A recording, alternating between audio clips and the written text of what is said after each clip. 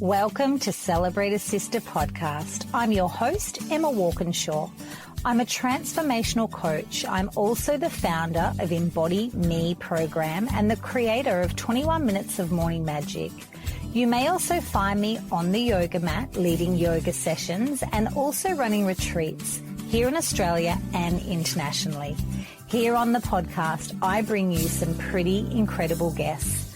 We talk all things self-belief, body acceptance, personal development, outdated beauty standards, and we also call BS on the toxic diet culture, accepting the beautiful bodies we were born into, letting go of all the beliefs, and raising our self-awareness.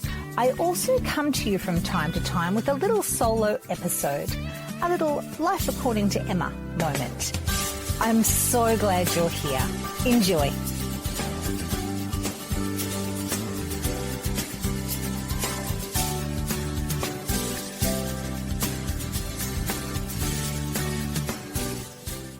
What if you could build a stronger, more loving relationship with your body and yourself?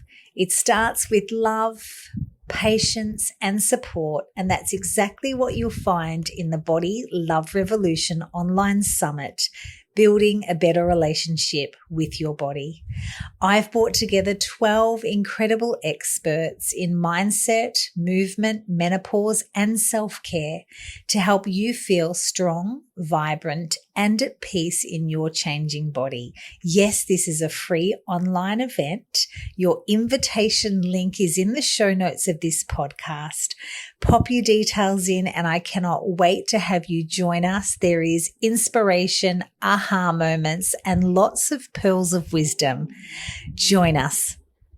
Hello and welcome to this week's episode of Celebrate a Sister.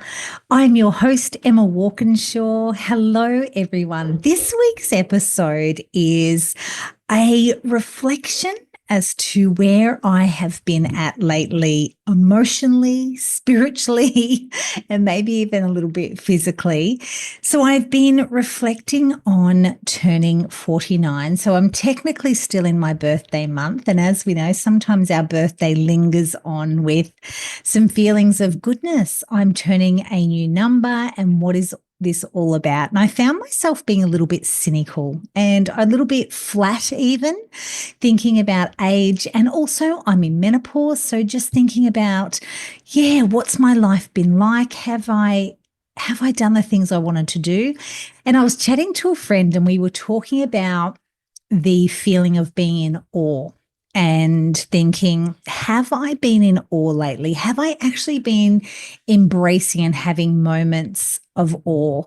Have I been slowing down and just enjoying the richness of my life, or am I always in the gap?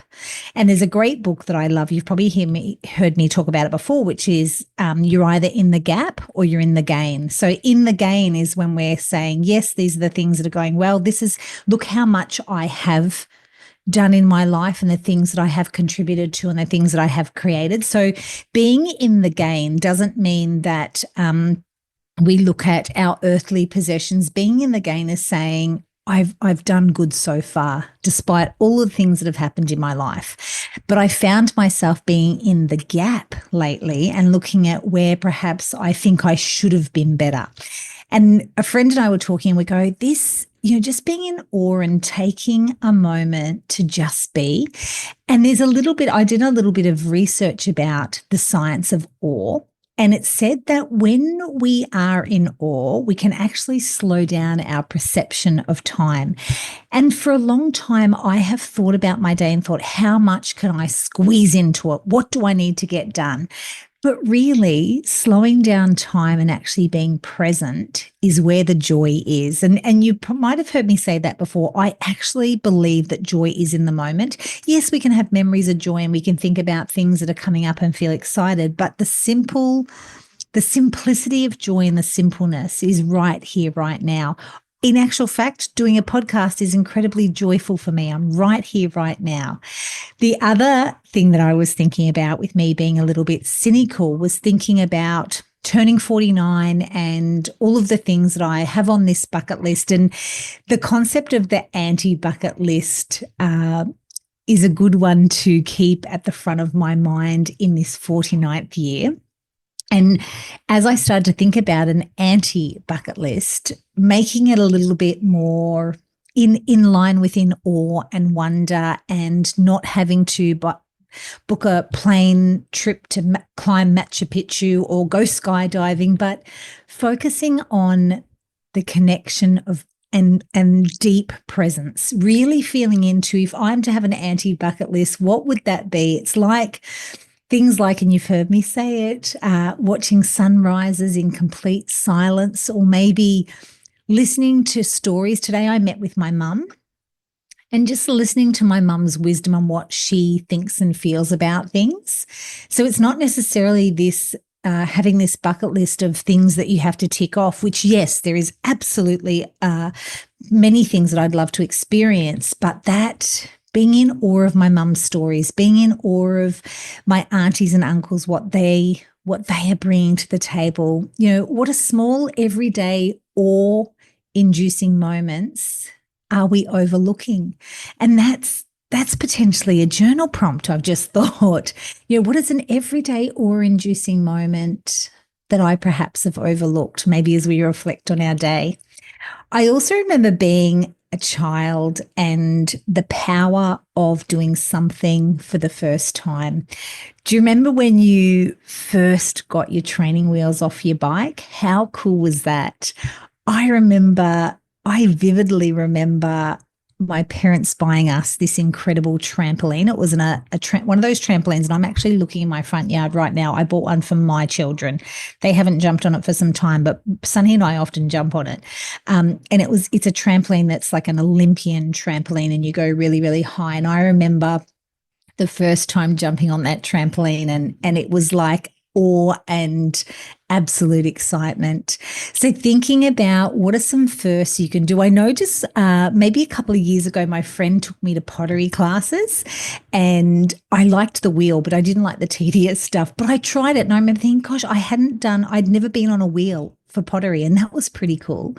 The other first I remember doing recently too was being out in the Northern Territory and being in absolute stillness and silence and looking up at the sky. And the sky in the Northern Territory is very different to the sky here on the Gold Coast, and just being in absolute awe and wonder of that.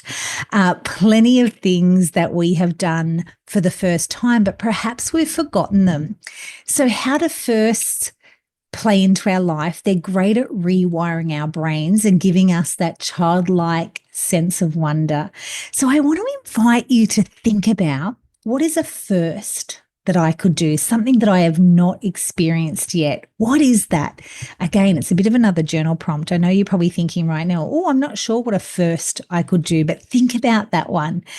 And for me, it's really shifting from this little cynical space I've been in lately to a place where I'm saying, I want to have an adventurous heart, an adventurous spirit. And that's my next point, living like a traveler in your own life. I know that I interviewed Emma Lovell a few episodes ago, and she was saying having a traveler's mindset. And I thought this was very much like it. So if I'm going to want to live in a life of awe and wonder. So thinking about that, what if we approached our everyday life with a curiosity of a traveler, finding beauty just in the mundane, walking a different route? I mean, I love to have a walk every day, but I tend to walk the same route every day. Also, eating dinner outside. We get so busy and think it's a weeknight and I've got things to do. But what if we ate outside? What if we just lit the candles, put the phones away, and ate outside? So living like a traveler in our own life is a great way to explore even our local area. It doesn't have to cost us a lot of money. It just is going to ask us to expand our mind and not be stuck in the same old. And like I mentioned, this feeling of feeling a bit cynical. Well, no wonder I was feeling a bit cynical. I wasn't exploring my mind. I was not leaving my postcode metaphorically and also physically. I wasn't kind of stretching myself. The other little, I guess you could say, is it maybe like a little fad or it's like a TikToky thing maybe that's going around at the moment that talks about how many summers have you got left. And not to be morbid, but this 49th birthday I've just had, I was thinking about the average woman in Australia lives to be 85 years of age. And I thought, if that's true, I have got 36 summers left. So if I am the average woman that is going to perhaps pass at 85, give or take, I potentially have got 36 summers left. So what if I started to look at my 36 summers with the lens of awe and wonder? And instead of, listing the bucket list things of heading to faraway places, I thought, what if I had some themes for the next few summers? So maybe a summer which is all about personal growth, learning something new. Maybe another summer is just about connection, prioritizing deep relationships. So maybe having a summer where I go away with a group of friends, Brenda and I and the kids, and we just have a complete summer of connection. Because here's the things, these summers come and go so quickly. Wouldn't you agree? So what if I have a theme each summer? My next 36 summers were themed. And maybe there's a legacy summer, doing something that leaves a lasting legacy. Or maybe it's about contribution. One summer, I do something that's all about contribution. And because that ties in here in Australia with Christmas time, maybe it's getting out of my own way and doing something for someone else and having that lens of awe and wonder. So yes, I do believe wonder and awe is a daily practice. So maybe our awe prescription is that we do a small thing this week that cultivates wonder. What is a ritual to invite awe into our life? And I did make a little bit of a list because I was thinking, if I am to prescribe awe and wonder to you this week on this podcast, I must come with the how, because I think we hear lots of people saying, do this, do that. And then you go, oh yeah, but I'm stuck. What's my next step? And it's the true life coach in me. I have to give a next step, or I have to give a journal prompt for you to arrive at your own answer. So here are some things that I came up with. So if I am going to evoke a daily practice of wonder and awe, I am going to dedicate watching the sunrise or the sunset in complete stillness. So for me, that I capture either one of these moments with my phone in my hand because I love to share it. So here's the caveat for me. Yes, I can watch the sunrise and the sunset, but no phone, no distraction, just me and the sun. That is all. So that is my first awe-inspiring step in the coming week. Gaze at the stars. So try stargazing in the dark, a quiet place to contemplate our place in the universe. Just like I mentioned, that's what I did in Uluru a couple of years ago, and it truly was awe-inspiring.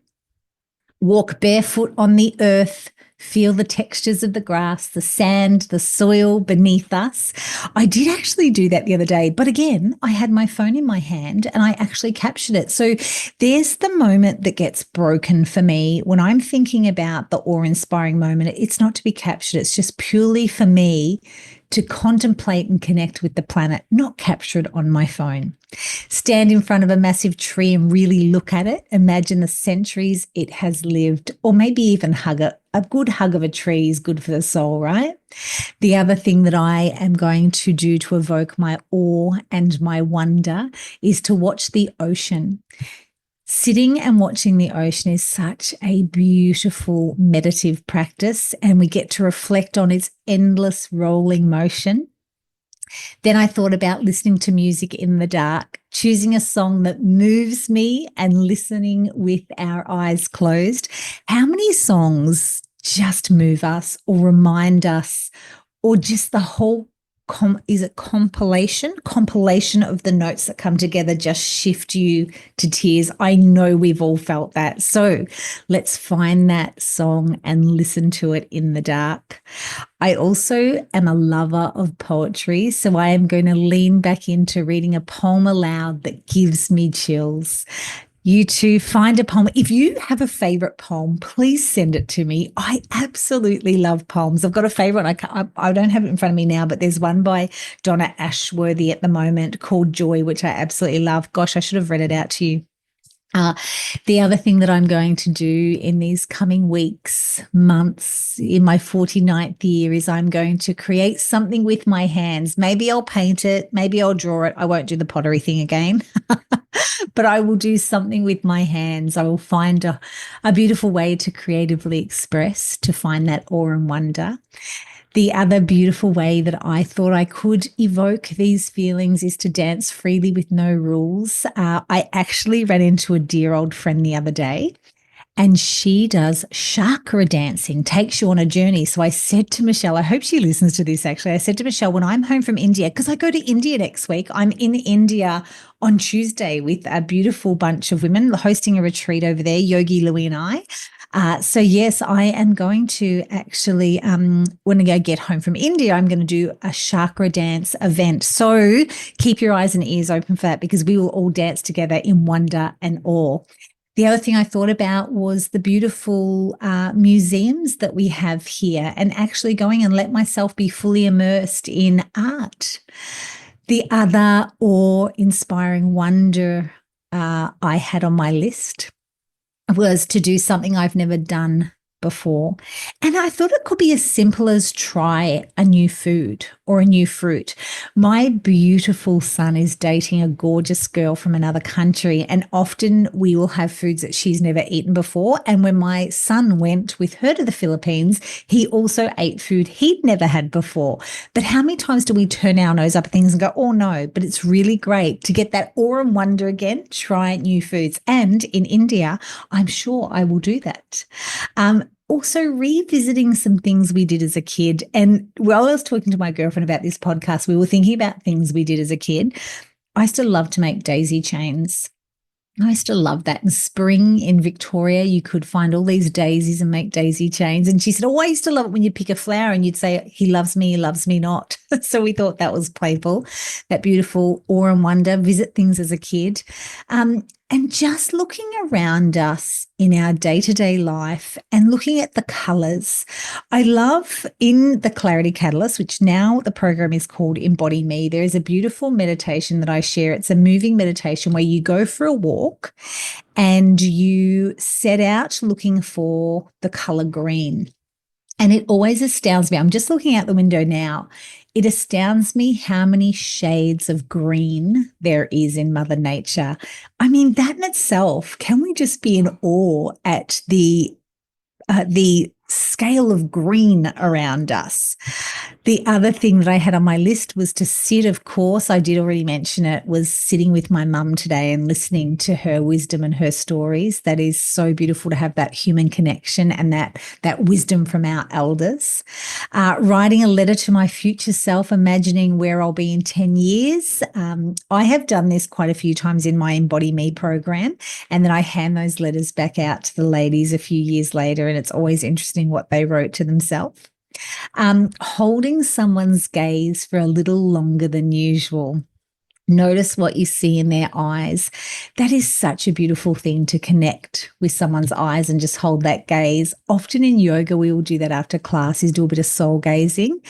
Oh, it's so touching. So please, to get that beautiful wonder and awe and soul connection, do a little bit of soul gazing.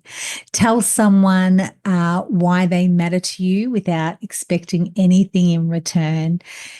Also, lay on the ground and just breathe. Do you remember as a kid doing that? That kind of falls into me, into my little list when I was a child, the things that I used to love to do, which was just lay on the ground and breathe and look up at the clouds. The other awe-inspiring thing that we can do is look at a photo of Earth from space and realize how small and miraculous life really is. So this week, my darling, I hope that this put a smile on your face and you go about your week or your next month or like me, my 49th year with awe and wonder at the forefront of my mind. And yes, of course, we know I'm off to India and travel does that. However, we don't need to, it doesn't need to cost us anything. And just getting back to that beautiful place in our heart where, for me, where I'm not feeling cynical or not feeling a bit flat, but going, there is so much beauty everywhere. So thank you for listening, my loves. I have got some other exciting news for you. I am hosting the Body Love Revolution online summit, building a better relationship with your body. I have got the most incredible lineup of women. I have 12 guests joining me who have shared so many wonderful tools, stories, ideas, and heartfelt messages in this summit. I personally have learnt so much. I've had so many aha moments, and it just comes back to that women's circle and that connection. Even though we're in a virtual circle on this summit, just connecting with other women, how it can elevate our soul, and it can be of great value on our path of learning and becoming an even more incredible person that we are, another version of ourselves, the next version of ourselves that is wiser and stronger. And I can't help but think of Maya Angelou, who says, when I know better, I do better.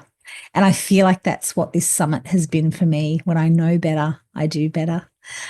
Thank you, my darlings. Go forth, have a beautiful week. If you come up with some awe and wonder things that I could bring into my life as a remedy for my latest feelings of cynicism, is that the word, being cynical, send them my way. And if you enjoyed this podcast or you enjoy the Celebrate a Sister podcast, please put a review on the podcast. It helps me reach more women, and please share it with anyone that you think might find some joy. But from my heart to yours, go forth and have a beautiful week in awe and wonder.